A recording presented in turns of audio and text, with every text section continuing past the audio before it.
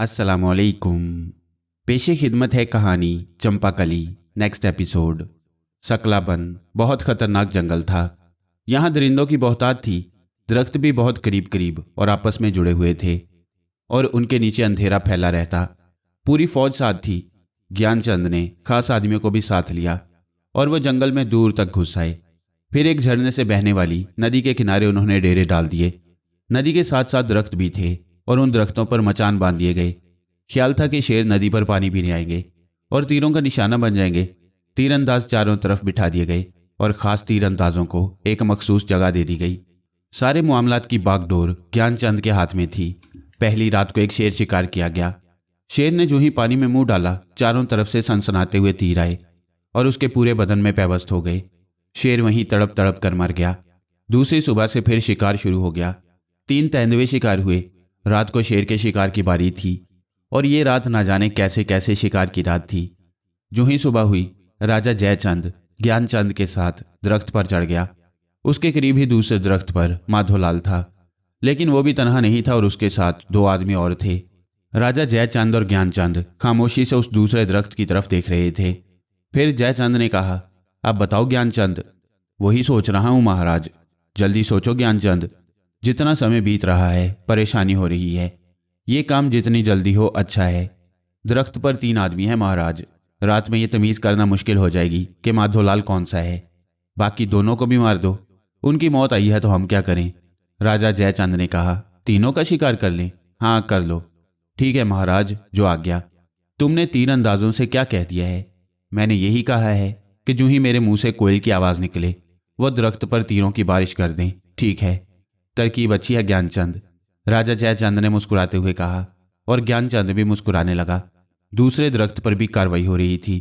माधोलाल के ये दोनों आदमी उन शिकारियों में शामिल नहीं थे, बल्कि ये उसी दरख्त पर कार्रवाई करते रहे थे। उन्होंने दरख्तों से 2 लंबी लंबी शाखें हासिल की और दिन में ही उसकी नापतोल कर ली। मजबूत और सीधी शाखें इस दूसरे दरख्त के आखिरी सिरे तक जा सकती थीं, जहां राजा जयचंद और ज्ञानचंद मौजूद थे। इन शाखों को निहायत होशियारी के साथ इस तरह बुलंद करके बांध दिया गया कि वो भी दरख्त की शाखें मालूम हो। रात आहिस्ता आहिस्ता गुजरती रही। फिर कहीं दूर से शेर की धार सुनाई दी और माधोलाल चौंक पड़ा। रखभीर। जी महाराज। दूसरी सरगोशी उभरी। शेर आ रहा है। मैं सुन चुका हूं महाराज। तैयार हो। पूरी तरह। और दोनों जवानों ने दरख्त की शाखें खोल दी। फिर उन्हें इंच इंच करके दूसरे दरख्त की तरफ खिसकाने लगे। वो ऐसी जगह बैठे थे जहां से राजा जयचंद और ज्ञानचंद साफ नजर आ रहे थे। लकड़ियां लम्हा ब लम्हा उनकी तरफ बढ़ रही थीं और शेर की आवाज़ भी करीब आती जा रही थी। दरख्तों पर शिकारी दम साधे बैठे हुए थे। शेर नजर आ गया। वो दरख्तों के नीचे से गुजर रहा था और फिर इंतहाई हद तक लंबा और खूंखार शेर उस दरख्त के नीचे पहुंच गया जहां राजा और ज्ञानचंद बैठे हुए थे। वो दोनों इस खौफनाक सरसराहट को भी ना सुन सके जो अब उनसे सिर्फ चंद इंच के फासले पर थी। लकड़ियों के गोल सिरे उनकी कमर के पास पहुंच चुके थे और उनके दूसरे मजबूत सिरे 2 कवि हैकल हाथों में। और इससे कबल के ज्ञानचंद कोयल की आवाज में कूकता। दोनों सिरे इन दोनों की कमर तक पहुंचे। इतनी जोर का झटका लगा कि दोनों संभल ना सके। ज्ञानचंद शेर की पीठ पर गिरा और जयचंद उससे 2 फुट दूर। शेर जोर से उछला। उसकी खौफनाक धार ने दोनों की हरकतें कल्ब बंद कर दी, लेकिन शेर मुआफ करने वाला कहाँ था। एक ही थप्पड़ में ज्ञानचंद की गर्दन की हड्डी टूट गई और इसके साथ ही शेर ने उछलकर राजा जयचंद को दबोच लिया। राजा जयचंद के हलक से हल्की सी आवाज निकली थी और बस आन की आन में शेर ने दोनों का काम तमाम कर दिया और फिर वहां से भाग गया।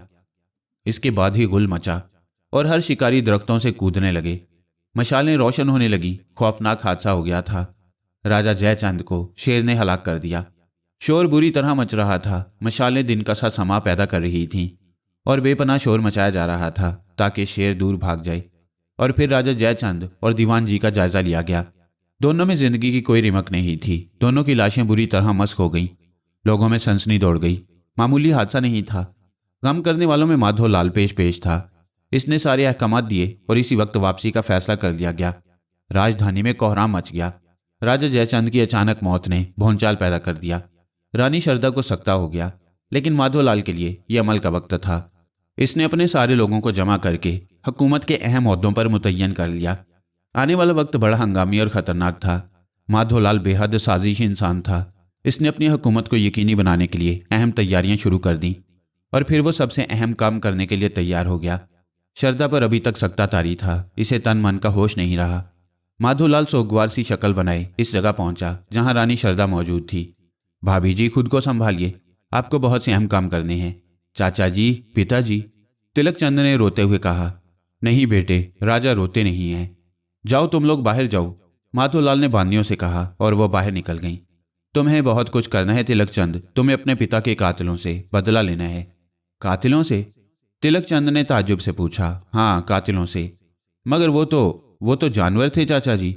जानवर नहीं, वो इंसान थे। इंसान? हाँ इंसान। कौन थे वो? उनकी शक्लें देखना चाहते हो? अगर किसी साजिश के तहत मेरे पिता को कत्ल किया गया है तो मैं कातिलों की शक्लें जरूर देखना चाहता हूं चाचा जी। मैं छोटा जरूर हूं, लेकिन पिताजी के कातिलों से बदला जरूर ले सकता हूं। अगर ये बात है तिलकचंद, तो रात गहरी होते ही तुम दूसरों से छुपकर खामोशी से मेरे पास आ जाना। मेरे मन में भी बदले की आग जल रही है। मैं भी अपने भाई के कातिलों से इंतकाम लेना चाहता हूं, लेकिन खबरदार किसी को इल्म ना हो, वरना साजिशी होशियार हो जाएंगे, माधोलाल ने कहा। ऐसा ही होगा चाचा जी, तिलकचंद ने पुरजोश लहजे में कहा। माधोलाल ने एक निगाह रानी शरदा पर डाली और बाहर निकल गया। इसके होंठों पर मुस्कुराहट थी। पूरी राजधानी में चहमगोइयां हो रही थी। राजकुमार तिलकचंद अभी बहुत छोटा था, वो राज करने के काबिल नहीं था। माधोलाल के फैलाए हुए हरकारे लोगों में ये बात फैला रहे थे कि जयचंद महाराज ने राजगद्दी माधोलाल के हवाले करने का फैसला किया था और चरण निवास इसीलिए ठीक कराया जा रहा था। इसी रात जब महल में मुकम्मल खामोशी छा गई तो तिलकचंद निहायत खामोशी से अपने चाचा माधोलाल की रिहायशगाह की तरफ चल पड़ा।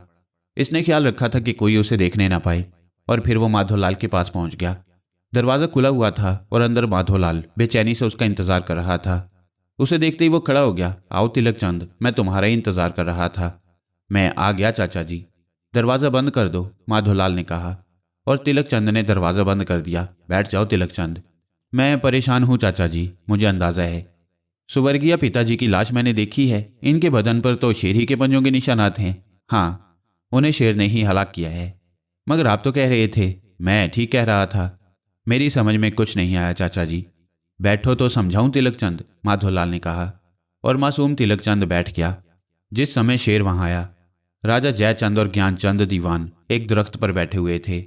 ठीक है, इनके करीब ही दूसरे दरख्त पर इनके दुश्मन मौजूद थे, जो हाथों में लंबे लंबे बांस लिए बैठे थे। बांस? हाँ, बांस या दरख्त की लंबी लंबी शाखें। जो ही शेर नजदीक आया, उन्होंने इन शाखों से राजा जयचंद और दीवान ज्ञानचंद को नीचे धकेल दिया और शेर इन पर टूट पड़ा। यह साजिश थी। वो कौन पापी थे चाचा जी?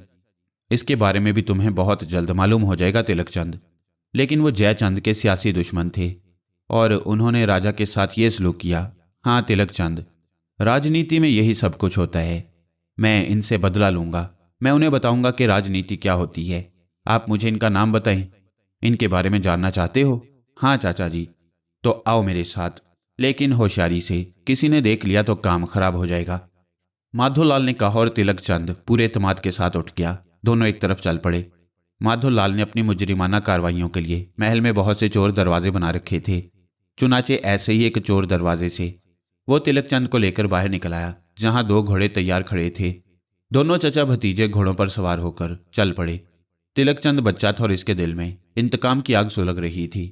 इसके अलावा माधोलाल इसका चचा था, इसलिए इसने कोई ख्याल ना किया। माधोलाल इसे शहर से दूर जंगल में ले आया। ये वही जगह थी जहां मेला लगता था और दरख्तों के दूसरे सिमत पहाड़ियों में बेशुमार गार बिखरे हुए थे। चंद साथ के बाद दोनों घोड़े पहाड़ियों के दामन में पहुंच गए और माधोलाल ने एक जगह घोड़ा रोक दिया। आओ तिलकचंद, इसने कहा और तिलकचंद भी घोड़े से उतर आया। दोनों तारीक चट्टानों में ऊपर चढ़ने लगे। यहाँ कौन है चाचा जी? थोड़ी बुलंदी पर पहुंचकर तिलकचंद ने पूछा। जयचंद महाराज के कातिल से यहीं तुम्हारी मुलाकात होगी तिलकचंद, माधोलाल ने मायने खेज लहजे में कहा। तिलकचंद खामोशी से ऊपर चढ़ता रहा और फिर वो एक कगार के धाने के पास पहुंच गया। धाने के बिल्कुल करीब एक भारी चट्टान एक नोकीले पत्थर पर टिकी हुई थी। आम हालात में इस चट्टान को इसकी जगह से सिरकाने के लिए कम से कम 10 आदमियों की जरूरत पड़ती, लेकिन नोकीले पत्थर से इसे फैलाया जा सकता था, जिससे गार का धाना बंद हो सकता था। माधोलाल ने ये सारे काम पहले ही कर लिए। दोनों गार के धाने से अंदर दाखिल हो गए, लेकिन एक छोटी सी सुरंग से दूसरी तरफ मुड़ते ही तिलकचंद ठिठक गया। चाचा जी, उसने सरसराती आवाज में कहा। क्या बात है? अंदर कोई मौजूद है? कैसे मालूम? ये रोशनी? तिलक चंद ने रोशनी की तरफ इशारा करते हुए कहा। मशाल रोशन है, मुझे मालूम है, आओ। और वह सुरंग से गुजरकर इस कुशादा गार में दाखिल हो गई। साफ सुथरा गार था। एक तरफ प्याल का ढेर लगा हुआ था। खाने पीने की बहुत सी चीजें ढेर थीं। दीवार में मशाल उड़सी हुई थी। इसके पास ही पिघली हुई चर्बी का ढेर था। तिलक चंद हैरत से इन चीजों को देख रहा था। यहां कोई रहता है चाचा जी? अभी तक तो कोई नहीं रहता तिलक चंद, मगर कातिल बहुत जल्द वो तुमसे मिलेगा। यहां बैठ जाओ, माधोलाल ने कहा। और तिलक चंद खुश खोंटों पर जुबान फेर कर रह गया। वो प्याल के ढेर पर बैठ गया। मैं कातिल को देखता हूं, माधोलाल ने कहा और सुरंग की तरफ बढ़ गया। दबे कदमों वो गार से बाहर निकल आया और फिर इसने नोकीले पत्थर पर टिकी हुई चट्टान गार के धाने पर लुढ़का दी।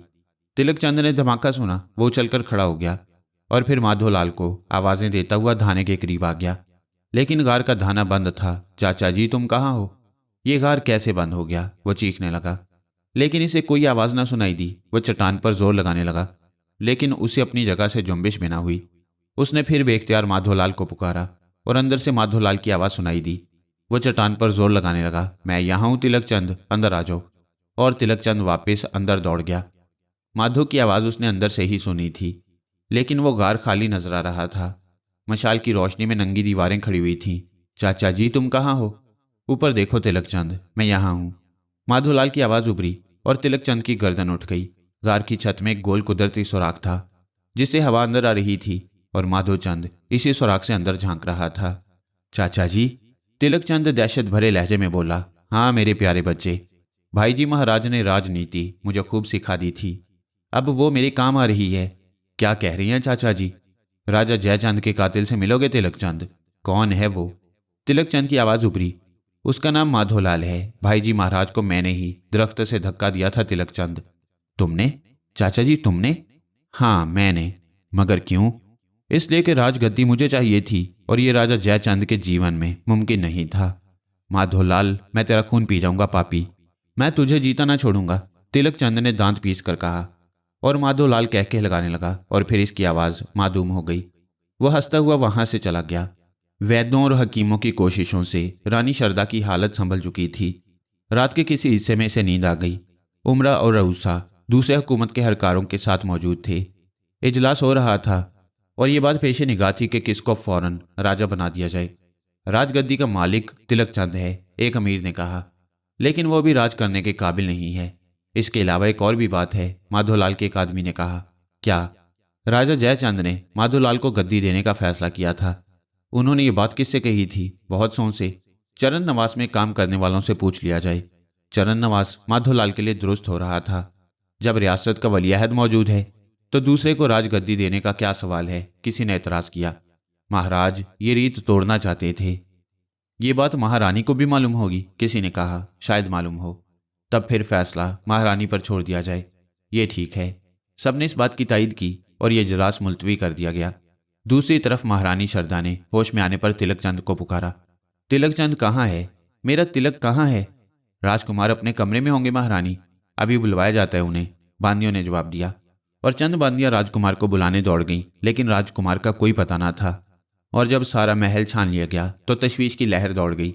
इतनी देर होने की वजह से रानी भी परेशान हो गई थी और बार बार राजकुमार के बारे में पूछ रही थी, लेकिन राजकुमार का कहीं पता नहीं चल सका। माधोलाल ने सुना तो उसने भी सख्त परेशानी का इजहार किया और बहुत से सवार चारों तरफ दौड़ा दिए। रानी को उसी ने इतला दी थी कि राजकुमार महल में मौजूद नहीं। एक नई हाहाकार मच गई। रानी पर गशी के दौरे पड़ रहे थे। उमरा परेशान थे। माधोलाल पागलों की तरह चारों तरफ राजकुमार को तलाश करता फिर रहा था। गर्ज एक नया हंगामा खड़ा हो गया और इस हंगामे को 3 दिन गुजर गए। राजकुमार का कोई पता ना चल सका। रानी बिस्तर से लग गई। दूसरी तरफ हुकूमत बेराजा की थी और उमरा सख्त परेशान थे। ऐसे लम्हात में दुश्मनों की बान आई। उमरा रानी के पास पहुंच गई। रानी की हालत अबतर थी, लेकिन वो होश में थी। एक परेशानी लेकर आए हैं महारानी जी। परेशानियों के सिवा अब हमारे जीवन में क्या रह गया है? कहो। राजकुमार तो मौजूद नहीं, मुल्क खतरे में है, मैं जानती हूँ। क्या स्वर्गवास महाराज जयचंद ने माधोलाल को राजा बनाने की बात आपसे की थी? कभी नहीं। माधोलाल जी ये कहते हैं, झूठ कहते हैं। लेकिन रानी जी अब किसे राजा बनाया जाए? तिलक चंद मिल जाएगा, वही राजा है, वही राजा रहेगा। इसके मिल जाने तक हुकूमत उमरा चलाएंगे। मैं इसकी बागडोर खुद संभाल लूंगी। जय महारानी की। हुकूमत रानी ने अपने हाथों में ले ली है। उमरा ने यह नारे लगाए और यह ऐलान हो गया। माधोलाल के हर कार्य ये मनहूस खबर लेकर इसके पास पहुंच गई। महारानी ने आपको राजा बनाने से इनकार कर दिया है महाराज, उन्होंने इतला दी और माधोलाल मुस्कुराने लगा। क्या वाकई? इसने पुरसुकून अंदाज में कहा। हाँ महाराज, हमारे साथियों की सारी कोशिशें बेकार हो गईं। ठीक है, कोई चिंता मत करो, हम राजा बन चुके हैं। हमारे अलावा अब कोई और राजा नहीं बनेगा। मगर महाराज, कल इस बात का ऐलान हो जाएगा। कल होगा ना, आज तो नहीं। आज और कल में फ़र्क ही क्या है? बहुत फ़र्क है दोस्त। कल कल है और आज आज। कल ये ऐलान नहीं होगा, जाओ। माधोलाल वचन देता है। और इत्तला लेकर आने वाले ने हैरानी से गर्दन हिला दी। वक्त गुजरता रहा। शाम को जब चारों तरफ तारीकी छा गई तो माधोलाल उठकर रानी शारदा की तरफ चल पड़ा। इसने खुद को पोशीदा करने की कोशिश नहीं की। दरवाजे पर खड़े दरबानों से इसने पूछा, महारानी जी अकेली हैं या कोई और भी है? अकेली हैं महाराज, दरबानों ने जवाब दिया और माधोलाल दरवाज़ा खोलकर अंदर दाखिल हो गया। रानी शारदा बाल खोले उदास चेहरा बनाए बैठी हुई थी। आहट सुनकर चौंक पड़ी और फिर माधोलाल को देखकर इसके चेहरे पर गम के आसार गहरे हो गए। आओ माधोलाल, ये सब क्या हो गया? इसने गमगीन लहजे में कहा। भगवान की यही इच्छा थी भाभी रानी, माधोलाल ने कहा। लोगों ने हुकूमत के लिए तुम्हारे बारे में भी कहा था। क्या कहा था? यही कि तुम्हें राजा बना लिया जाए। आपने क्या जवाब दिया भाभी जी? हुकूमत का हकदार तो राजकुमारी है, वो तो अभी छोटा है, उसकी निगरानी की जा सकती है। मुझे ये हुकूमत मिल जाए तो क्या हर्ज है रानी जी? और फिर महाराज ने मुझसे वादा भी किया था, ये झूठ है। भगवान की सौगंध सच है, उन्होंने राजा कीदू राज से जान बचाने के लिए मुझसे डाके डलवाए थे। ये कहकर के हुकूमत उनके बाद मुझे मिलेगी, इसलिए इसकी रक्षा करने में इनका हाथ बटाऊं। मुझे ये बात नहीं मालूम। राज की दूसरी बातें ही कहाँ मालूम है आपको रानी जी? क्या तुम खुद भी यही चाहते हो माधोलाल? रानी ने किसी ख्याल के तहत चौंक कर इसे देखा। अरे कौन ना चाहेगा भाभी रानी, मेरे मन में भी हुकूमत करने की बड़ी कामना है। माधोलाल हाथ मलता हुआ बोला। माधोलाल, क्या तुम अपने भतीजे का हक छीन लोगे? राजा कीदू राज के खिलाफ काम करते हुए भाईजी महाराज ने कहा था कि राजनीति में सब कुछ चलता है। एक बात बताओ माधोलाल, रानी शारदा ने इसे गौर से देखते हुए कहा। तिलकचंद कहाँ है? मुमकिन है किसी ने राजगद्दी हासिल करने के लिए तिलकचंद को रास्ते से हटाया हो। नहीं नहीं, ये नामुमकिन है, ये नहीं हो सकता, रानी शारदा ने दहशत भरे लहजे में कहा। मुमकिन है ना हुआ हो, बस मेरे मन में यह ख्याल आया था, माधोलाल मक्कारी से बोला। राजकुमार, रानी शारदा ने सिसकी ली। आप इनकी माता हैं भाभी रानी, आप अगर चाहें तो राजकुमार को नया जीवन मिल जाएगा। मुझसे एक बड़ी भूल हुई है माधोलाल, जिसका नतीजा भोगना पड़ रहा है मुझे। कौन सी भूल? गर्धारी लाल ने मुझे एक हुक्म दिया था मगर मैं उसे भूल गई। कौन गर्धारी लाल? दरिया पार मंदिर के पुजारी। एक पुजारी अवतार नहीं होता भाभी जी, ये ख्याल आप मन से निकाल दें। नहीं माधोलाल, रह रहकर मेरे मन में बस यही ख्याल आता है। ये भी हो सकता है भाभी जी कि किसी ने जानबूझकर भाईजी महाराज के प्राण लेने की कोशिश की हो, कोई साजिश की हो इनके खिलाफ। मगर उन्हें तो शेर ने हलाक किया था। अरे हाँ, ये तो मैं भूल ही गया, उन्हें तो शेर ने हलाक किया था। लेकिन राजकुमार की गुमशुदगी? राजकुमार से किसी को क्या दुश्मनी है? राजपाट बुरी चीज है भाभी जी, किसी के मन में भी पाप आ सकता है, माधोलाल ने कहा। माधोलाल, तुम्हारी बातें अजीब हैं। मुझे बताओ, क्या तुम्हें तिलकचंद के बारे में मालूम है? मैंने किसी साजिश की बात की थी भाभी रानी। हाँ की थी। मुमकिन है ये साजिश मैंने ही की हो। नहीं माधो, नहीं, तुम ऐसा नहीं कर सकते। क्यों नहीं कर सकता भाभी रानी? इसलिए कि तुम उसके चाचा हो, उसके अपने हो। मैं भी तो आपका अपना हूं भाभी जी। हाँ हो, तो फिर राजगद्दी के लिए आप मेरी मुखालफत क्यों कर रही हैं? माधोलाल ने कहा और शारदा की आंखें खुल गईं। माधोलाल पहली बार इसे एक उकाब की शक्ल में नजर आया। एक खूंखार उकाब जिसके पंजों में मासूम तिलकचंद किसी चिड़िया की तरह फंसा हुआ था। इसकी आंखें दहशत से फटी रह गईं। माधोलाल, मैं राजा बनना चाहता हूं भाभी रानी, और इस रास्ते में कोई रुकावट मुझे पसंद ना होगी, माधोलाल बोला। राजकुमार तुम्हारे पास है? यही समझ लें। वो जिंदा है? रानी फूले हुए सांस के साथ बोली। हाँ, अभी तो जिंदा है, मगर इसका जीवन तुम्हारे हाथ में है भाभी जी। कहाँ है वो? तुमने इसके साथ क्या सलूक किया है? अरे वो तो मेरा भतीजा है, मैं उसके साथ कोई बुरा सलूक नहीं कर सकता। लेकिन जो लोग उसकी निगरानी कर रहे हैं वो बड़े पापी हैं। इंसान की गर्दन इस तरह मरोड़ कर फेंक देते हैं जैसे चिड़िया की। तिलकचंद भी तो चिड़िया की तरह है भाभी रानी। भगवान के लिए उसे छोड़ दो। भगवान को आकाश पर रहने दो भाभी जी, धरती की बात करो। ये धरती है ही पाप की जगह। मनुष्य बड़ा लालची है। क्या चाहती हो तुम? शारदा इस वक्त सिर्फ माँ थी जो औलाद के लिए सारी दुनिया त्याग सकती है। राजपाट क्या चीज़ है। कल आप राज दरबार में पिधारेंगी। हाँ, वहाँ महाराज जयचंद के नल्फाज की तस्दीक कर दें कि वो मुझे राजा बनाने के ख्वाहिशमंद थे। लोगों से कहें कि तिलक चंद अभी छोटा है, राजपाट आपकी खुशी से माधोलाल के हवाले कर दिया जाए। ठीक है, मैं ऐसा ही करूंगी। रानी तैयार हो गई। लेकिन तिलक चंद, उस समय तक इंतजार करना होगा जब तक मैं राजगद्दी मजबूत न कर लूं। मैंने जो वचन दिया उसका पालन करूंगी माधोलाल। राजकुमार को छोड़ दो, हम दोनों माँ बेटे यहां से चले जाएंगे, ये इलाका ही छोड़ देंगे। ये तो आपके हक में और अच्छा होगा भाभी रानी, फिर कोई दुश्मनी ही ना रहेगी हमारी। लेकिन विश्वास रखें, राजकुमार को कोई तकलीफ ना होगी, बस 2-4 दिन की बात है। रहम करो माधोलाल, रहम करो। रानी शारदा रोने लगी। आज्ञा दें रानी जी, ये राज के मामले हैं, इनमें रहम, विश्वास और वचन जैसी चीज़ों की कोई गुंजाइश नहीं होती, माधोलाल ने कहा। और फिर वो उठकर कमरे से बाहर निकल आया। शारदा हाथ मलमल कर रो रही थी। तिलकचंद रात भर चट्टान पर जोर आजमाई करता रहा, लेकिन गार के धाने की चट्टान टस से मस न हुई। यहां तक कि सुबह हो गई। तिलक गुस्से से पागल हो रहा था। उसका दिल चाह रहा था कि किसी तरह यह चट्टान हट जाए, रास्ता खुल जाए और वह महल पहुंच जाए।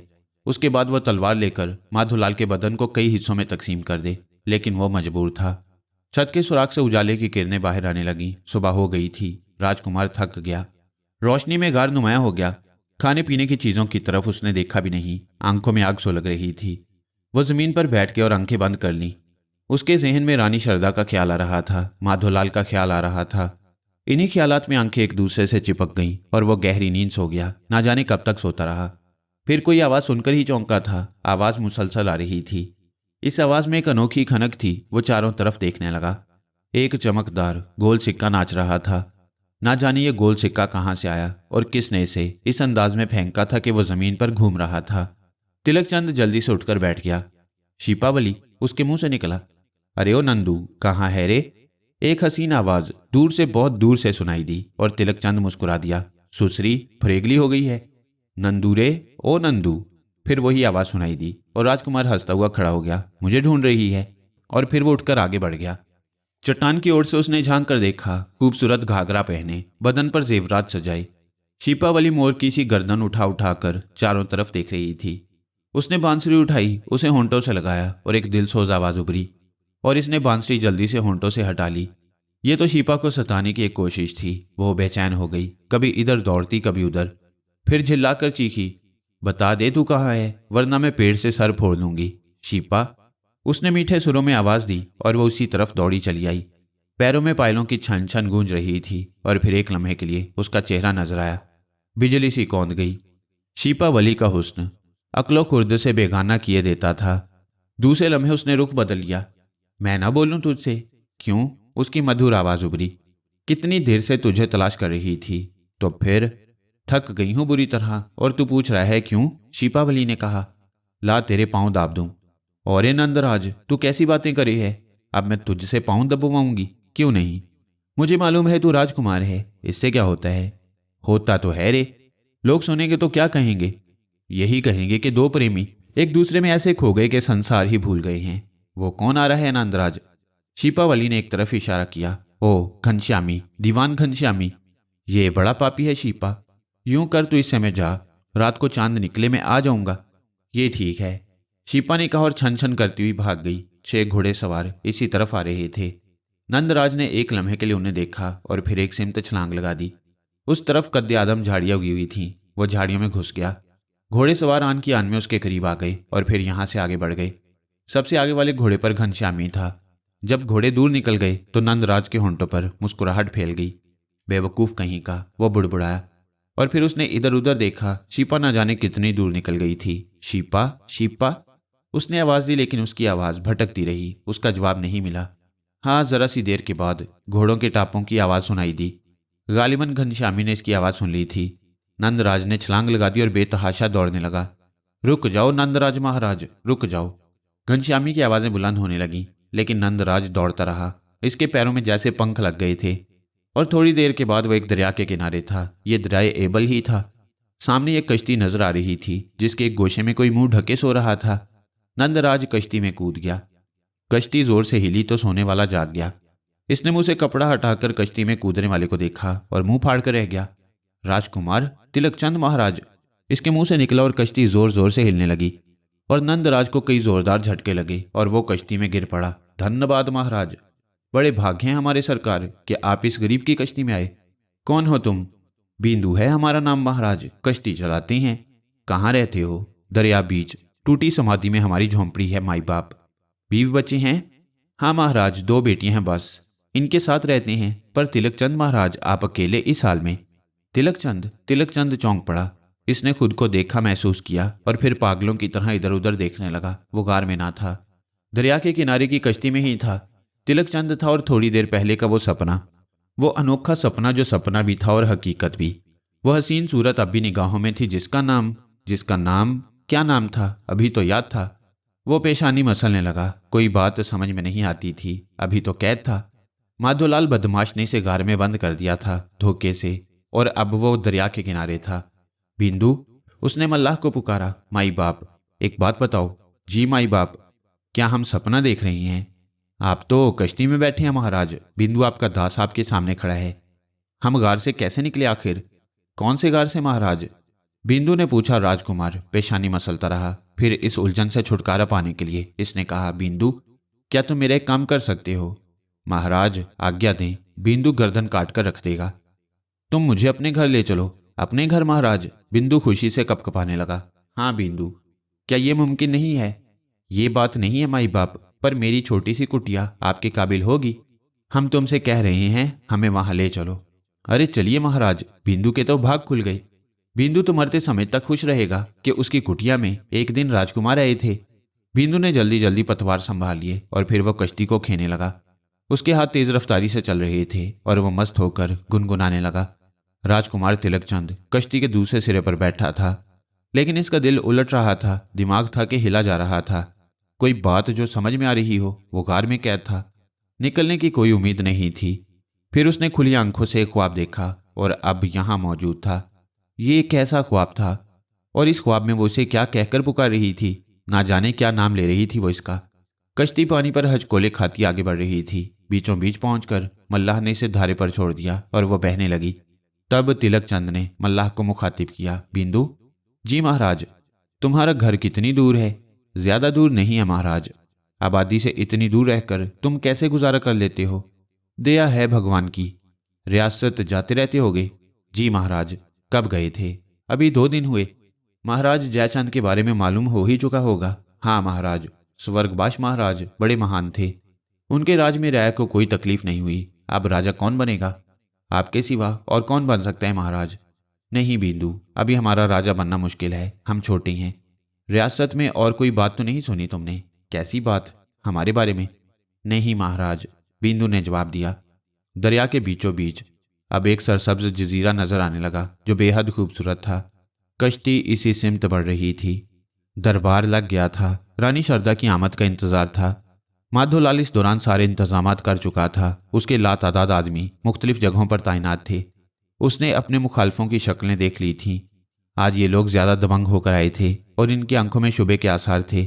राजकुमार की गुमशुदगी में माधोलाल पर शुबा किया जा रहा था, लेकिन ये लोग उस वक्त तक कुछ नहीं कर सकते थे जब तक रानी शारदा आखिरी ऐलान न कर दें। रानी से जो गुफ्तगू हो चुकी थी, इसके बाद अब उन्हें कोई तरद्दुद नहीं था। थोड़ी देर के बाद नक्कारे पर चोट पड़ी। ये रानी जी की आमद का ऐलान था और रानी दरबार में जयचंद के तख्त के पास पहुंच गईं। जय महारानी की नारे गूंज उठे। रानी के बैठ जाने के बाद एक बूढ़े ने खड़े होकर कहा, सज्जनों प्रेमियों, स्वर्गवासी महाराज जयचंद के तख्त पर आज इनकी पत्नी शारदा देवी बैठी हुई हैं। महारानी जी इस समय इस रियासत की मालिक हैं, क्योंकि जब तक राजा का फैसला नहीं हो जाता ये तख्त इनके पति का है। ठीक है, लोगों ने आवाजें बुलंद की। रानी जी आज मुस्तकबिल के राजा का ऐलान करेंगी। इस सिलसिला में अगर माधोलाल महाराज, जो स्वर्गवासी के छोटे भाई हैं, तख्त के दावेदार ना होते तो सीधी सी बात कही जा सकती थी कि महाराज तिलकचंद अब इस रियासत के राजा हैं। लेकिन माधोलाल महाराज के दावे की वजह से ये फैसला अब महारानी करेंगी। लेकिन माधोलाल इस तख्त के हकदार क्यों हैं? एक अमीर ने सवाल किया। इसका जवाब मैं दूंगा। माधोलाल का आदमी खड़ा हो गया। जरूर दो। स्वर्गवासी महाराज इंसाफ पसंद थे। उन्होंने माधोलाल से वादा किया था कि इनके बाद माधोलाल इस तख्त के मालिक होंगे। इसके साथ ही महाराज राजनीति में माधोलाल के मशवरे शामिल रखते और इनसे कहते थे कि आगे चलकर उन्हें यह तख्त संभालना है। बात ये पैदा होती है कि अगर महाराज ने ये बात कही थी तो क्यों कही। पुरखों की रीत के मुताबिक राजकुमार तिलकचंद को ही राजा बनना था। ये बात तो इस समय कही जा सकती थी जब राज करने वाला ना होता। माधोलाल को वो बड़े बेटे की तरह मानते थे। माधोलाल की वकालत करने वाले ने कहा, मानना दूसरी बात है और असूल दूसरी चीज। राजा खुद असूल बनाते हैं। बहरहाल फैसला महारानी करेंगी और हम सबको ये फैसला मानना होगा। जो इस फैसले को ना मानेगा उससे ये फैसला तलवार के जरिए मनवाया जाएगा। ठाकुर बबीर ने कहा। बेचारा अपनी चिता तैयार कर रहा था। ठीक है, महारानी फैसला करेंगी। और लोगों की निगाहें रानी शारदा की तरफ उठ गईं। शारदा ने एक निगाह माधोलाल को देखा और माधोलाल ने गर्दन झुका दी। फिर शारदा की आवाज उभरी, ये सच है, महाराज ने माधोलाल को गद्दी देने का वचन दिया था और इनके वचन का पालन करते हुए मैं ऐलान करती हूँ कि आज से माधोलाल इस रियासत के राजा हैं। शारदा की आवाज उभरी और दरबारियों को सांप सूंघ गया। इनकी आवाजें बंद हो गईं। दूसरे लम्हे माधोलाल ने इनके करीब रखा हुआ ताज उठाकर सर पर रख लिया और अपने आदमियों को आवाज देकर कहा, मेरे सारे मुखालफों को गिरफ्तार कर लिया जाए। मुसल्ला जवान अंदर घुस आए। फौजों के सालार ने खुद रानी का यह फरमान सुना था और अब वो माधोलाल का ताबे था। चुनाचे गिरफ्तारियां शुरू हो गईं। माधोलाल अदब से रानी को अंदर ले गया। पूरी रियासत में राजा माधोलाल के नाम का ऐलान हो रहा था और माधोलाल रानी के पास एक कमरे में बैठा था। शुक्रिया भाभी जी, आपने अपने वचन का पालन किया। मैं भी अपने वचन का पाबंद हूं। माधोलाल, हमें हमारे बेटे से ना मिलाओगे? रानी शारदा ने सिसकी लेकर कहा। अवश्य रानी भाभी। कब? इसके लिए भी हमारे दरमियान मुआयदा हो चुका है। मेरा मन व्याकुल है। माधोलाल, मुझे मेरे बेटे के पास पहुंचा दो। मैं तुम्हारा एहसान मानूंगी। इंतजार नहीं कर सकती भाभी रानी। तुम्हारा भला होगा माधो। अगर तुम मेरी ख्वाहिश पूरी कर दो तब फिर आपको एक काम और करना होगा भाभी रानी। कहो, बोलो।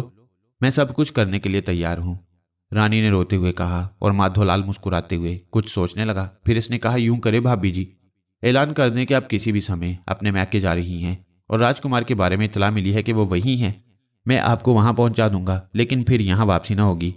मैं अब यहां रहकर क्या करूंगी? तो ठीक है, आप बांदियों और दूसरे लोगों से भी कह दें, मैं बहुत जल्द आपको राजकुमार के पास पहुंचा दूंगा। मैं ऐसा ही करूंगी, रानी ने जवाब दिया। और इसके बाद एक तरफ तो राजा माधोलाल राजगद्दी संभालने के इंतजामात करने लगा, दूसरी तरफ रानी शारदा लोगों को बताने लगी कि तिलकचंद अपने नाना जी के पास चला गया है और वह खुद भी वहां जा रही है। बांदियों और दूसरे जानिसारों ने साथ जाने की ख्वाहिश जाहिर की, लेकिन रानी ने उन्हें मना कर दिया। नहीं, अब इसका इंतजाम राजा माधोलाल करेंगे। माधोलाल ने इंतजाम कर दिया। एक मुलाजमा 10 सवार रानी के साथ चल पड़े। उन्हें मालूम था कि उन्हें कहाँ जाना है। माधोलाल ने वादा किया था कि वो बहुत जल्द इनसे आन मिलेगा। सफर ज्यादा तवील न था, बस थोड़ा सा घुमाव फिराव इख्तियार किया गया और बिल आखिर वह इन पहाड़ों में खास गार के पास पहुंच गई। माधोलाल ना जाने कौन से रास्ते से इन लोगों से पहले वहां पहुंच गया। रानी शारदा ने इसे देखा और बोली, कहाँ है मेरा तिलकचंद? चंद कदम और भाभी रानी, इस चट्टान के पीछे गार में। तुमने इसे यहाँ कैद किया है, वो भूखा प्यासा? ना, यहाँ सारे इंतजामात हैं खाने पीने के, आप अंदर जाकर तो देखें। माधोलाल ने अपने साथियों से कहा और वो चट्टान हटाने लगे। थोड़ी देर के बाद चट्टान हट गई। तिलकचंद, मेरे बच्चे, मेरे लाल। रानी शारदा बेख्तियार अंदर दाखिल हो गई और दूसरे लम्हे माधोलाल ने अपने आदमी को इशारा किया। चट्टान बराबर हो गई, गार का दाना ढक गया। माधोलाल ने एक फलक शगाफ कह कहा लगाया, भगवान, भाई जी महाराज को स्वर्ग में जगह दे। राजनीति में मेरे गुरु वही थे, मैंने जो कुछ सीखा है उन्हीं से सीखा है। अंदर माँ बेटा मौजूद हैं और खाने पीने की चीजें थीं। जब तक ये ग़िज़ा इनका साथ देगी वो जीते रहेंगे और फिर दोनों माँ बेटे भी परलोक सुधार जाएंगे। तुम लोग गौर करो, इन्हें जीता छोड़कर क्या मैं इस बात का इंतजार करता कि तिलकचंद जवान होकर मुझसे जंग करे और राजगद्दी छीन ले? बोलो बोलो, माधोलाल महाराज की जय। माधोलाल के साथी नारे लगाने लगे, आओ वापस चलें, अभी उन ससुरों से भी निपटना है जो मेरी बात काट रहे थे।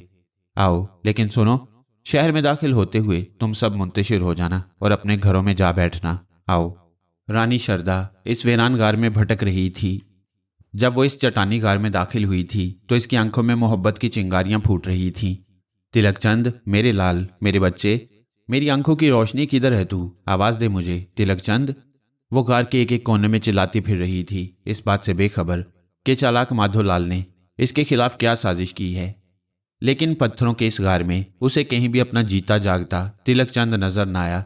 तब इसके दिल में शदीद दर्द उठा। माधोलाल, कमबख्त, कहीं तूने फिर यहां धोखा तो नहीं दिया? इसका कलेजा गम की शिद्दत से फटने लगा। हाय तिलकचंद, वो बेख्तियार रो रही थी। इसका पूरा वजूद रो रहा था। इसकी आंखों से सावन की झड़ियां बह रही थीं। माधोलाल, वो दौड़ती हुई गार के धाने तक आई, लेकिन गार का दरवाज़ा इसके तकदीर के दरवाज़ों की तरह बंद हो चुका था। रानी शरदा चट्टान से सर टकराती रही, हत्ता कि रानी शरदा गश खाकर गिर पड़ी। जब वो जागी तो ऊपर के एक सुराग से रोशनी की किरणें अंदर आ रही थीं। वो उठकर बैठ गई। मेरे बच्चे, मेरे तिलक, कहाँ है तुम? उसकी दर्द भरी आवाज़ गार में गूंजी, लेकिन इसके जवाब में खामोशी रही। तब उसे ना जाने क्या ख्याल आया। वो अपनी जगह से उठी और इन चीज़ों के नज़दीक पहुंच गई जो ना जाने किसने गार में रखी थी। लेकिन इन चीज़ों से उसे अपने बेटे की खुशबू महसूस हो रही थी। तिलकचंद, तू कहाँ है? वैसे मुझे यकीन है कि तू यहाँ था ज़रूर। उसने इधर उधर देखा। खाने पीने की चीज़ें रखी हुई थी, पानी भी था। इसने थोड़ा सा पानी पिया और इससे अपना जख्म साफ करने लगी। वो रोती रही, देर तक रोती रही। फिर उस पर गशी सी तारी हो गई। फिर उसकी आंख खुली। इस वक्त खुली जब कोई इसका शाना पकड़कर हिला रहा था। वो चौंक पड़ी। इस वीरान गार में इसके अलावा कोई नहीं था। क्या चट्टानी दरवाज़ा खुल गया? क्या कोई इसकी मदद को आ गया? उसने आंखें खोलकर देखा। एक मीठी मीठी सी तस्वीर उसके सामने खड़ी थी। ना जाने कौन था ये।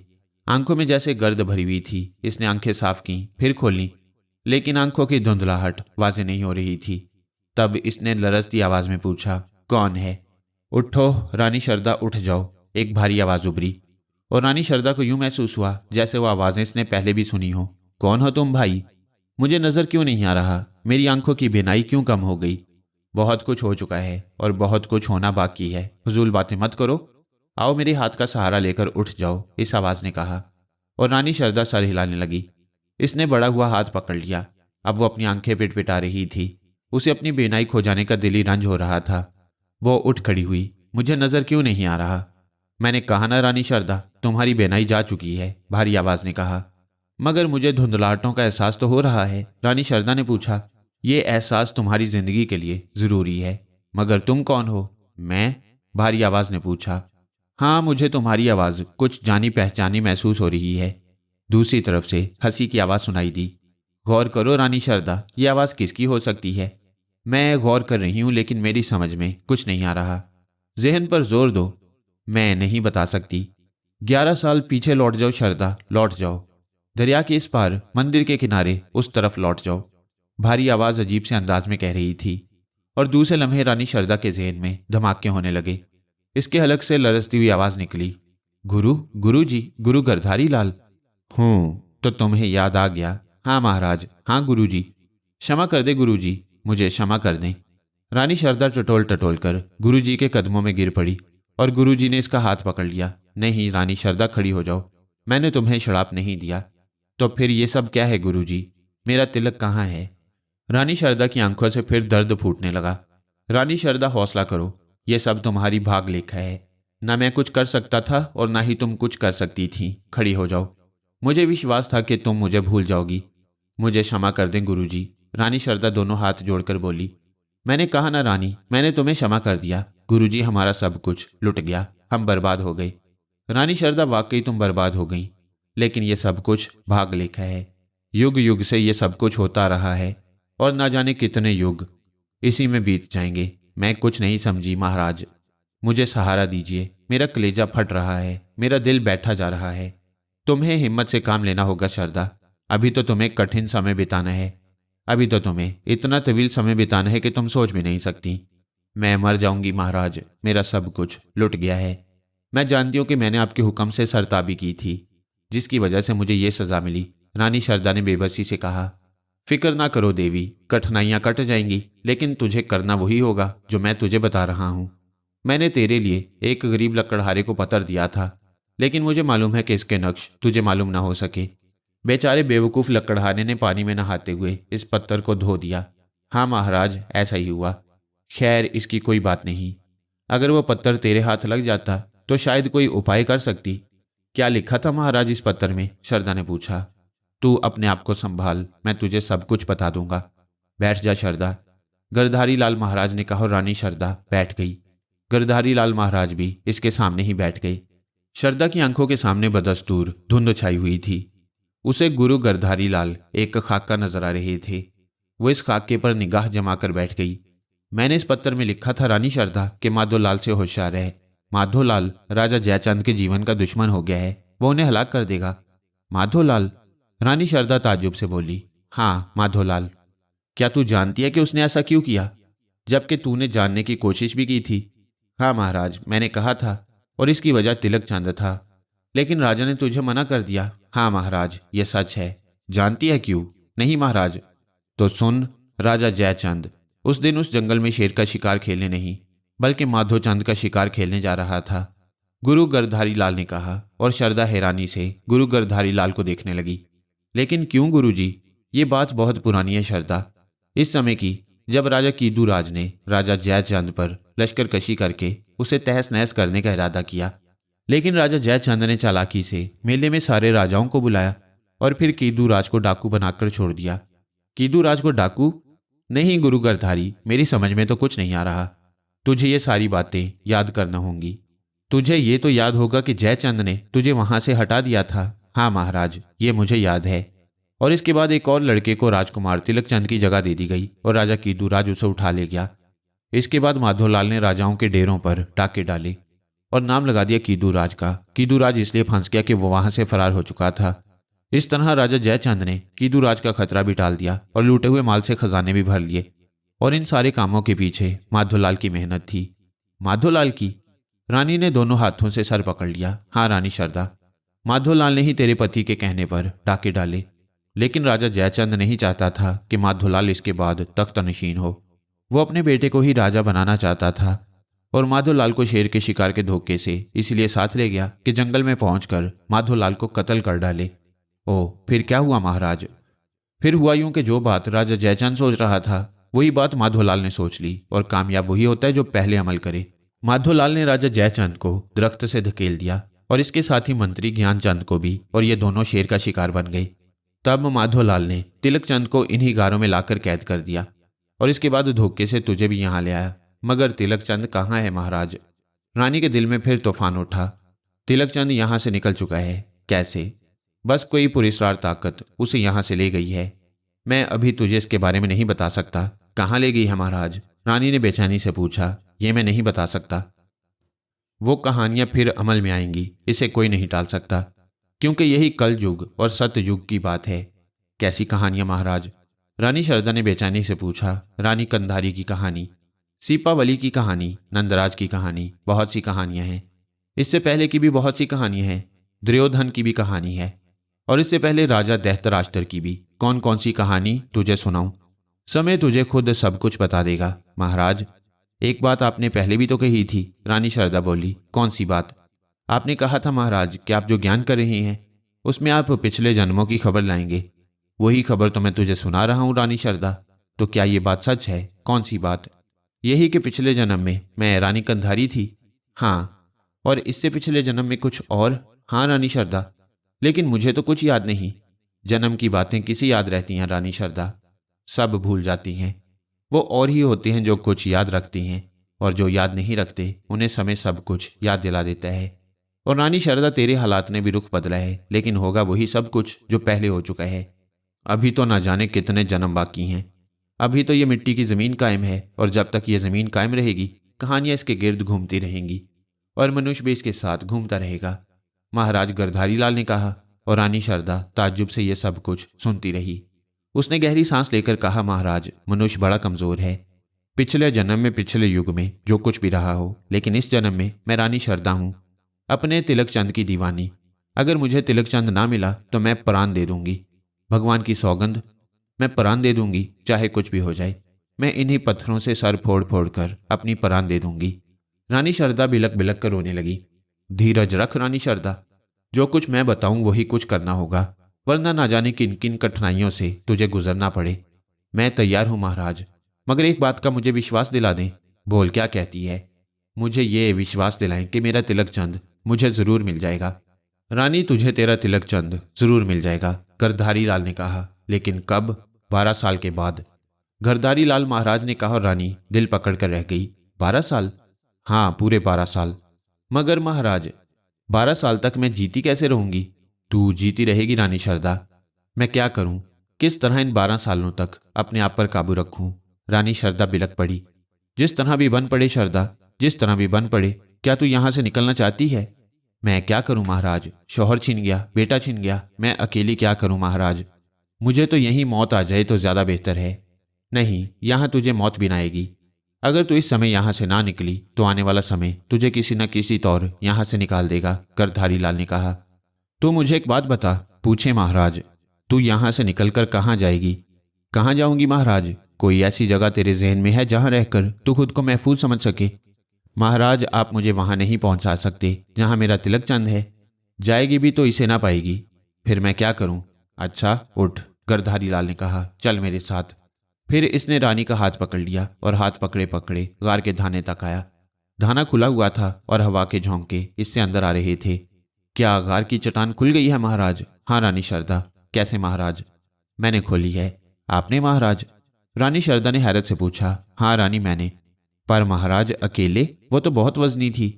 तू मुझे क्या समझती है रानी, मेरा ज्ञान कम नहीं है? गर्धारी लाल ने कहा। मैं जानती हूँ महाराज। मैं तो यही सोचा करती थी कि मैंने आपका हुक्म टाल दिया है, इसलिए मुझे आपका शराप लगा है। नहीं रानी, हम साधु संत हैं, हम कभी किसी को शराप नहीं देते। ऐसी कोई बात नहीं, आजा, गर्धारी लाल ने कहा और इसे लिए हुए चल पड़े। रानी शारदा अब खामोशी से इनके साथ चल रही थी। अगर गर्धारी लाल इसे छोड़ देते तो वो पत्थरों से ठोकरें खाकर मर जाती, लेकिन गर्धारी लाल इसका हाथ पकड़े हुए थे। ना जाने कितना सफर तय करना पड़ा। इसके पैरों की कुव्वत जवाब दे गई, लेकिन महाराज गर्धारी लाल चलते रहे। थोड़ी देर तक खामोशी छाई रही। फिर रानी शारदा ने आवाज दी, गर्धारी लाल महाराज, क्या यहाँ पानी मिल सकेगा? लेकिन जवाब में से कुछ सुनाई ना दिया। इसने कई आवाजें दी, लेकिन गर्धारी लाल महाराज का यहाँ अब कोई वजूद ना था। हाय राम, मैं अकेली रह गई। रानी शारदा ने बेबसी से दोनों हाथ फिजा में फैला दिए। फिर बोली, क्या आप यहाँ से चले गए महाराज? वह गर्धारी लाल को पुकारती रही, लेकिन बेसूद। हाँ, दूर कहीं से घोड़ों की टापें जरूर सुनाई दे रही थीं, और ये आवाजें आहिस्ता आहिस्ता करीब आती जा रही थीं। कौन है? सुनो सुनो, कौन है यहाँ? वह जोर जोर से हाथ फैलाकर चीखने लगी। चट्टानों में घोड़ों की आवाजें बदस्तूर सुनाई दे रही थीं, और कोई इसके नजदीक आकर रुक गया। कौन है तू? एक भारी आवाज सुनाई दी। भैया, मैं एक अभागन हूं, रानी शारदा ने कहा। ओ, क्या तू अंधी है? करख्त आवाज ने पूछा। हाँ भाई, मेरी आंखों की रोशनी चली गई है। कहाँ रहती है? मैं ना जाने कहाँ रहती थी, वहां से भटक कर यहाँ आ गई हूँ। पागल मालूम होती है सरदार, किसी ने कहा। शायद, उसी करख्त आवाज ने जवाब दिया। फिर बोला, क्या करें इसका? घोड़ों से रौंद डालो सुसरी को। एक आवाज उभरी और चंद लम्हात के लिए खामोशी छा गई। फिर इसी करख्त आवाज ने इस सकूत को तोड़ा। क्या फायदा होगा इससे? सरदार, खेलों में फायदे नुकसान की बात नहीं सोची जाती, एक शख्स ने कहा। हूँ, पर यह तो कोई खेल ना हुआ।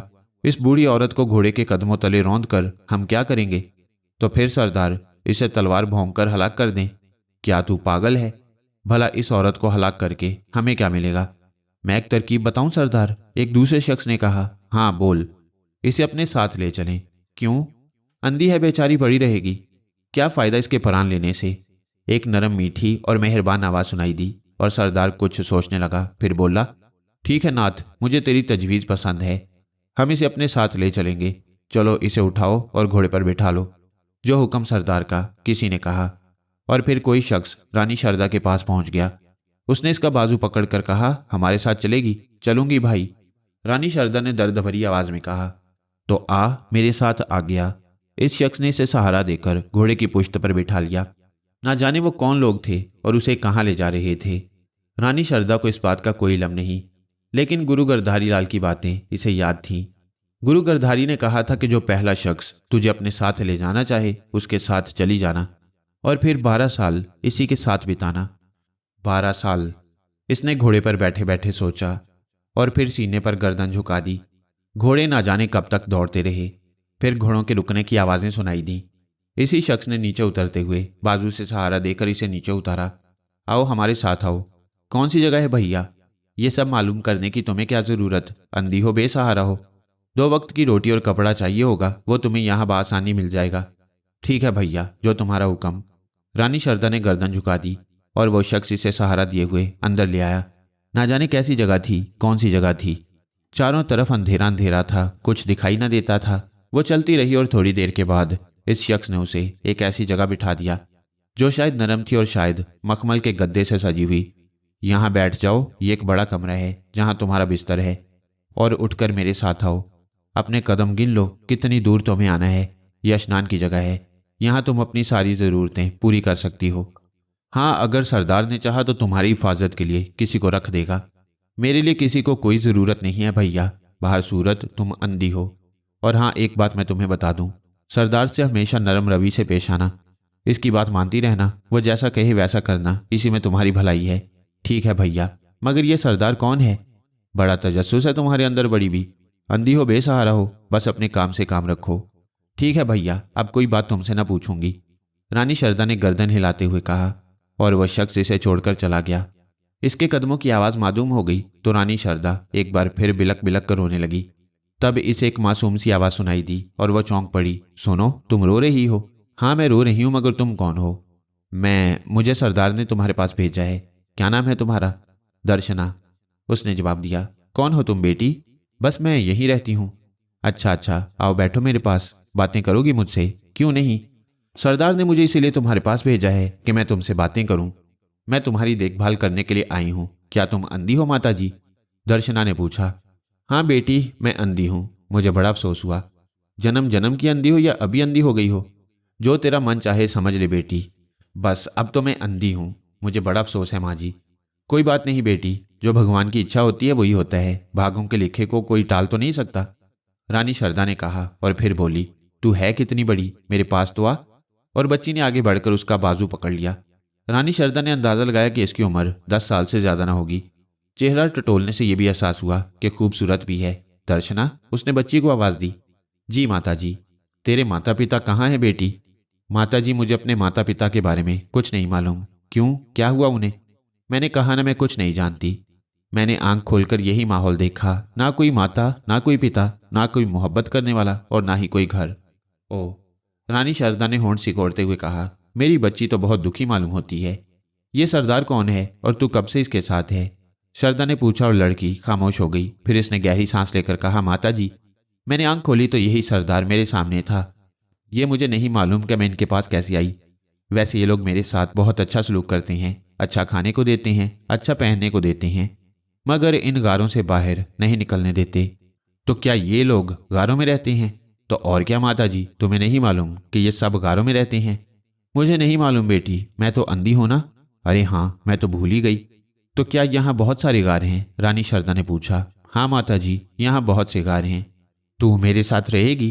क्यों नहीं रहूंगी, सरदार ने मुझे यही तो कहा है कि अब मैं तुम्हारे पास रहूंगी। ये तो बहुत अच्छी बात है, मैं उसकी शुक्रगुजार हूँ। मगर ये गारों में क्यों रहते हैं, आपको नहीं मालूम माता जी? नहीं बेटी, मुझे क्या मालूम, ये सब के सब डाकू हैं। रानी शारदा का मुंह हैरत से खुल गया। वो ताज्जुब भरे लहजे में बोली, क्या ये लोग डाकू हैं? हाँ माता, ये सब के सब डाकू हैं। रातों को डाका डालते हैं, पता नहीं कहाँ कहाँ जाते हैं, और खूब सारा माल जमा करके वापस आ जाते हैं। वैसे सरदार बहुत अच्छा आदमी है। ये लोग डाकू हैं? शारदा का सीना भी धौंकने की तरह चलने लगा। उसे इस नाम से खौफ महसूस हो रहा था। फिर वो अपने खौफ पर खुद ब खुद हंस पड़ी। भला मुझे डाकुओं से क्या डर, मुझे अंधी का वो क्या बिगाड़ सकेंगे? उसे तिलक चंद याद आया। उसकी आंखों से आंसू बह निकले। ममता के बंद खुल गई और आंखें खून उगलने लगीं। बच्ची ने इसकी आंखों से आंसू देखे तो एकदम परेशान हो गई और बेचैनी से बोली, माता जी, तुम रो रही हो? नहीं तो बेटी। शारदा ने दोनों हाथों से अपनी आंखों को रगड़ डाला। नहीं माता जी, तुम रो रही थी, तभी तो तुम आंसू पहुंच रही हो। नहीं मेरी बेटी, ऐसी कोई बात नहीं। बताओ ना माता जी, क्यों रो रही थी तुम? बस बेटी को याद आ गया था। कौन याद आ गया? छोड़ो बेटी इन बातों को, क्या रखा है इनमें। तू ये बता कि समय क्या हुआ है? अच्छा हुआ माता जी, आपने मुझे याद दिलाया। रात हो रही है, भोजन का समय है। भोजन ले आऊं मैं आपके लिए? जैसी तेरी मर्जी, रानी शारदा ने कहा। भूख इसे बिल्कुल नहीं लग रही थी, मगर अब इस पर एक बच्ची की जिम्मेदारी भी थी, और बच्ची भी ऐसी जिस पर बेसाख्ता प्यार आ जाए। चुनाचे इसने सोचा, अच्छी बात है, इसके साथ वक्त भी अच्छा कट जाएगा। और फिर इस बेचारी का भी संसार में कौन है? वो तो इतना भी नहीं जानती कि इसके माता पिता कौन हैं और वो कहाँ से लाई गई है। आहिस्ता आहिस्ता तिलक चंद को सारे हालात का इल्म होता जा रहा था। इसका मुरब्बी, इसका हमदर्द इसके साथ बहुत अच्छा सलूक कर रहा था। ये देहाती आदमी और इसकी दोनों बेटियां इसका इस तरह एहतराम करते जैसे वो अब इनका राजा हो। बड़ी अजीब सी कैफियत थी तिलक चंद की। दोनों लड़कियां इससे हंसी मजाक करती तो इसे बिल्कुल भी अच्छा ना लगता। फिर एक दिन यूं हुआ, वो अपनी जगह से निकलकर इस समाधि की जानिब चल पड़ा जो टूटी फूटी और बदनुमा थी। समाधि के अहाते में कदम रखते ही इसे एक अजीब सुकून का एहसास हुआ। ये समाधि वो पहले भी देख चुका था, इस समय जब उसकी माता उसे यहाँ लाई थी, और इस वक्त भी उसे अजीब से एहसासात से वास्ता पड़ा। अब भी वो समाधि के पास बैठकर अजीब से ख्यालात में खो गया, और ये ख्यालात अजीब थे, इसकी आंखें बंद सी हो गईं। तब इसे यूं लगा जैसे छम छम की कोई आवाज़ इसके कानों में गूंजी हो। उसने आंखें खोल दी और इधर उधर देखा, लेकिन दूर दूर तक किसी का नामो निशान नहीं था। तब वो हैरत से गर्दन झटकने लगा। उसने एक बार फिर आंखें बंद कर ली। छम छम की आवाज़ इस बार इसके करीब से गुजरी। तिलकचंद बुरी तरह बदहवास हो गया। कौन है? इसने सख्ती से पूछा, लेकिन कोई आवाज़ ना आई। वो उठकर खड़ा हो गया। कौन है? वो फिर चिल्लाया। बैठे रहो, तुम परेशान क्यों हो गए? एक आवाज़ जैसे उसके कानों में गूंजी, और वो दहशतजदा निगाहों से चारों तरफ देखने लगा। तुम कौन हो? कहाँ हो? मुझे नजर नहीं आ रही। फिर बोल कैसे रही हो? अभी मैं तुम्हें नजर नहीं आऊंगी राजकुमार। मगर राजकुमार फिर दीवानों की तरह पलट पड़ा।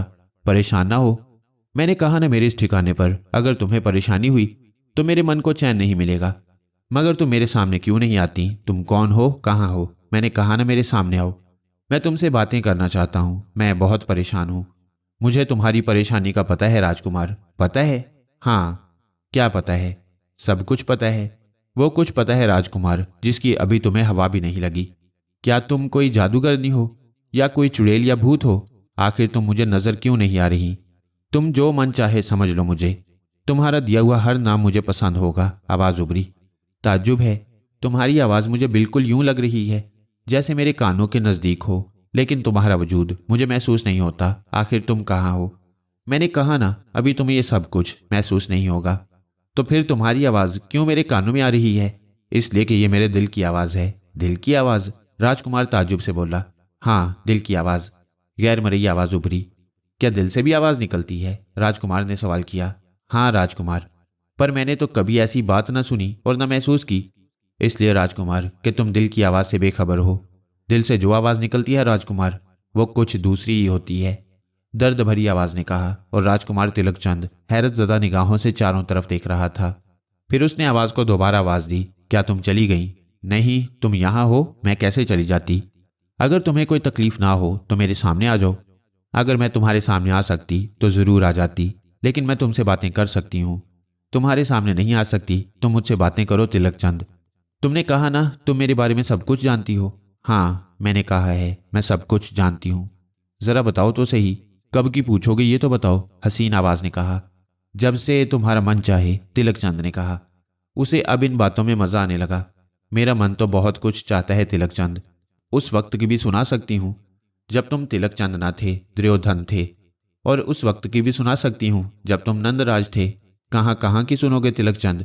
बेहतर यह है कि अभी की सुनो, आवाज ने कहा। और तिलकचंद हैरानी से सोचने लगा। मैं दुर्योधन था, नंदराज था? हाँ, तुम दुर्योधन थे, नंदराज थे। क्या मतलब हुआ इन बातों का? तिलकचंद ने ताज्जुब से कहा। यही तो मैं कहती हूँ तिलकचंद, तुम्हारा दिमाग वहां तक ना पहुंचेगा जहां तक मैं तुम्हें बता सकती हूँ। बताओ, मुझे जरूर बताओ। बस क्या बताऊं? थी एक अबला जो तुम पर वारी हो गई थी, पर संसार ने इसे तुम्हारा न होने दिया। हमारे दरमियान एक पापी घनश्यामी आ गया और इसने हमें कहीं का न रहने दिया। तब हम जुदा हो गए एक दूसरे से, उस समय तक के लिए जब तक युग ना बीत जाए और वह सत्य युग ना शुरू हो जाए जो हमारे जीवन का युग होता है। तब वो युग आया और मैं जो सदियों से प्यासी आंखें लिए तुम्हारे दीदार के लिए बैठी थी, फिर इस संसार में आ गई। मैंने तुम्हें तलाश कर लिया और इस समय तुम दुर्योधन थे। तुम्हारी माँ रानी कंधारी थी, पर रानी कंधारी बुरी ना होने के बावजूद बुरी बन गई, क्योंकि घनश्यामी बदस्तूर हमारे दरमियान था। सो इसने वही काम किया जो पहले जन्म में हो चुका था, और मैं फिर यहाँ पहुँच गई। और अब तिलकचंद, संसार ने एक नई कहानी शुरू कर दी। वो अफसुर्दगी से बोली। वो क्या कहानी है? अब तुम तिलकचंद हो और मैं तुमसे प्रेम करती हूँ। प्रेम? तिलकचंद ताज्जुब से बोला। हाँ, प्रेम। मगर तुम तो नजर भी नहीं आती और तुम्हारे पास कोई इंसानी बदन भी नहीं है। फिर तुम्हारे पास प्रेम कहाँ है? मेरे दिल में। क्या तुम्हारे नजर न आने वाले बदन में कोई दिल भी है? तिलकचंद ने पूछा। हाँ, सब कुछ है, पर समय नहीं आया है। कैसी ताज्जुब खेज बातें कर रही हो, कैसी अनोखी बातें कर रही हो। तुम मेरा नाम जानती हो, और क्या जानती हो? तुम्हारी माँ रानी शारदा और तुम बिछड़ गए हो, और इसकी वजह तुम्हारा पापी चचा माधोलाल है। राजा जयचंद के मरने के बाद उसने तुम्हें और तुम्हारी माँ को पहाड़ियों में बंद कर दिया था। ठीक, बिल्कुल ठीक, तिलकचंद बोला। बात यह थी तिलकचंद के तुम्हारा चचा माधोलाल तुम्हारे पिता को हलाक करके खुद हुकूमत पर काबिज होना चाहता था, सो उसने ऐसा ही किया। मगर क्या मेरे पिता को कत्ल किया गया? हाँ, तुम्हारे पिता को कत्ल किया गया और उसे कत्ल करने वाला तुम्हारा चचा माधोलाल है। पर कैसे? तिलकचंद बोला। बस शेर का शिकार एक साजिश थी, एक जाल। तुम्हारे पिताजी इस कोशिश में थे कि माधोलाल को कत्ल कर दें और माधोलाल तुम्हारे चचा को कत्ल करना चाहता था। लेकिन हुआ यूं कि तुम्हारे पिता सोचते रह गए और माधोलाल ने अमल कर लिया। ओह, तिलकचंद संभल कर बैठ गया। तुम्हें तो सारी बातें मालूम है। हाँ, और मुझे ये भी मालूम है कि तुम वहां से कैसे निकल आए। और मुझे ये भी मालूम है तिलकचंद कि तुम्हारी माँ रानी शारदा तुम्हारे इंतजार में बैठी है। कहाँ है वो? वो जहां भी है ठीक है। क्या तुम उसे मुझसे मिला सकती हो? नहीं, वो अभी तुमसे ना मिल सकेगी। क्यों? बस संसार में अजीब अजीब बातें होती हैं और हम उन्हीं चीज़ों के ताबे होते हैं जो हमें नज़र भी नहीं आती, लेकिन जो हमारे साथ साथ चलती हैं। मुझे तुम्हारी बातों पर सख्त हैरत होती है। मैं सख्त परेशान हूँ। मैंने कहा ना तिलकचंद, परेशानी जहन से निकाल दो। मैं तुम्हारे साथ हूँ। तुम जब भी चाहो मुझे आवाज़ दे लेना, मैं तुम्हारे साथ रहूँगी। क्या सच कहती हो? हाँ तिलकचंद, मैं बिल्कुल सच कहती हूँ। मैं तुम्हारी रहनुमाई करूँगी उन रास्तों की तरफ जो तुम्हें मेरी तरफ लाएंगे। अच्छा, तो ये बताओ कि अब मुझे क्या करना चाहिए? मैं इन लोगों के दरमियान इस जगह कैद हूँ। कैद तो नहीं हो। ये लोग तो तुमसे बड़ा प्रेम करते हैं। प्रेम तो करते हैं बेशक, मुझे इसका यकीन है, लेकिन इसके बावजूद मैं कब तक रहूंगा इनके साथ? मेरी समझ में तो कुछ नहीं आता। मैं तुम्हें बताऊंगी तिलकचंद। क्या? थोड़ा समय इंतजार कर लो। क्यों? बस कोई आने वाला है और जो आएगा वो तुम्हें अपने साथ ले जाएगा। आवाज उभरी। लेकिन कहाँ? राजमहल। तुम राजकुमार हो तिलकचंद। तुम जन्म जन्म से राजकुमार बनते चले आए हो। तुम राजा बनोगे, अवश्य बनोगे। ये मेरा तुमसे अहद है, आवाज ने कहा। लेकिन मुझे तो ऐसे कोई आसार नजर नहीं आते। जो चीजें नजर नहीं आती वो खुद ब खुद होती रहती हैं। तुम इस बारे में चिंता मत करो। तुमने तो मुझे और परेशान कर दिया। अरे क्यों? आवाज ने कहा। अब मेरा जहन इन बातों में उलझ कर रह गया है, तिलकचंद ने कहा। मैंने कहा ना, मन को मायूसी की बातों से ना उलझाओ। मैं तुम्हारे साथ हूं। अच्छी साथ हो। सामने आती नहीं और कहती हो कि मैं तुम्हारे साथ हूं। बाहर सूरत। मैं तुम्हारी बातें मानूंगा, तुमसे ताबुन करूंगा। बोलो अब मैं क्या करूं? बैठो थोड़ी देर यहां, जब थक जाओ तो वापस चले जाना। तुम मुझसे बातें करती रहोगी? हाँ। क्या बातें करोगी? जो तुम कहो। क्या तुम बहुत खूबसूरत हो? तिलकचंद के लहजे में इश्तियाक था। ये तो मैं नहीं बता सकती। क्यों नहीं बता सकती? इसलिए कि मैं खुद को देख नहीं सकती। शायद तुम देखो तो बता सको कि मैं खूबसूरत हूं या नहीं। अच्छा ये बताओ कि तुम्हें गाना आता है? सुनोगे? हाँ। तो फिर सुनो, आवाज ने कहा। और फिर तिलकचंद के कानों में रक्स करने की आवाज आने लगी। एक हसीन आवाज ने एक अनोखा भजन शुरू कर दिया जिसके बोल समझ में नहीं आ रहे थे। गालिबन संस्कृत की जुबान थी, लेकिन इतना हसीन गीत था कि तिलकचंद बेखुद हुआ जा रहा था। घुंघरुओं की आवाज नगमे के साथ साथ उभर रही थी, जिससे अंदाजा होता कि वो जो कोई भी है रक्स कर रही है। घुंघरुओं की इस आवाज ने तिलकचंद को सुरूर की वादियों में पहुंचा दिया। तिलकचंद को यूं लगा जैसे वो बादलों में उड़ा जा रहा हो। उसकी आंखें आहिस्ता आहिस्ता बंद होने लगी। चंद साथ के बाद गहरी नींद के आलम में बैठा ये नगमा सुन रहा था। ऐसा लग रहा था जैसे वो ख्वाब के आलम में कुछ देख रहा हो। वो शक्ल, वो चेहरा जो उसे बादलों में बनता बिगड़ता नजर आ रहा था। इसे कोई होश न रहा और थोड़ी देर के बाद वो गहरी नींद सो रहा। एक हंसी की हल्की सी आवाज उभरी और फिर घुंघरुओं की छनक के साथ कदमों की चाप दूर होती चली गई। फिर जब मांझी ने उसे उठाया तो वो जागा। सो गए महाराज? यहां सो गए? उसने कहा और तिलकचंद आंखें फाड़ फाड़ कर चारों तरफ देखने लगा। वो चली गई? कौन महाराज? वो ही जो नाच रही थी। कौन नाच रही थी? मांझी ने हैरत से पूछा। तिलकचंद अब होश में आ गया। इसने अपने सर को 2-3 झटके दिए। मांझी से क्या कहना, वो बेचारा क्या बता सकेगा। चुनाचे वो खामोशी से इसके साथ बाहर निकल आया। किसकी बातें कर रहे थे महाराज? किसी की नहीं। मैं शायद कोई ख्वाब देख रहा था। मैं भी यही सोच रहा था सरकार। सपने में कोई चीज देखी होगी। क्या सपना देखा था महाराज? पता नहीं, अब कुछ याद नहीं, तिलकचंद ने कहा और खोया खोया सा अपनी रिहाइशगाह में वापस आ गया। रात को पलंग पर सोते हुए उसके जहन में वही सारी बातें आ रही थीं। वो हसीन आवाज, इस हसीन आवाज की नगमगी। बड़ी अजीब सी बात थी। ना जाने क्या क्या हालात उसके जहन में आ रहे थे। नहीं, सपना तो नहीं था। मैंने आंखें बंद कर ली थी, तब वो आवाज मेरे कानों में आई थी, लेकिन फिर मैंने आंखें खोली भी तो थी, मैंने इससे बातें भी तो की थी। इसने मुझे मेरा सारा हाल बताया। नहीं, वो सपना नहीं थी, एक हकीकत थी, मगर एक ऐसी हकीकत जो नजर नहीं आती। इसने आंखें बंद कर लीं और थोड़ी देर के बाद उसे नींद आ गई। सुबह को वो पुरसुकून था।